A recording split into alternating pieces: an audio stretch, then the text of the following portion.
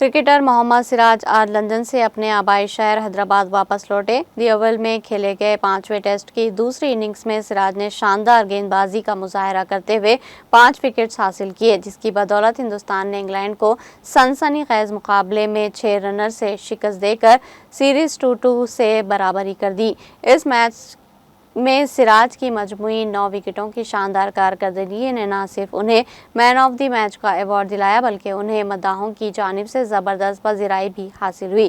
Oval test میں پہلی innings میں سراج نے 4 وکٹس حاصل کر کے انگلینڈ کو بڑے سکور سے روکا۔ دوسری اننگز میں ان کی تباہ کن بولنگ نے ہندوستان نے فتح کی بنیاد رکھی۔ سراج نے مسلسل جارحانہ انداز اختیار کرتے ہوئے اہم شراکتوں کو توڑا۔ آخر دن کے کھیل میں ان کے اسپیل نے میچ کا پانسا پلٹ دیا۔ کپتان کی حکمت عملی کے ساتھ سراج کی ہم آہنگی نمایاں رہی۔ میچ کے بعد ماہرین نے انہیں میچ ونر قرار دیا۔ سراج کی اس کارکردگی کو ہندوستانی کرکٹ کی حالیہ تاریخ کی بہترین بالنگ کارکردگیوں میں شمار کیا جا رہا۔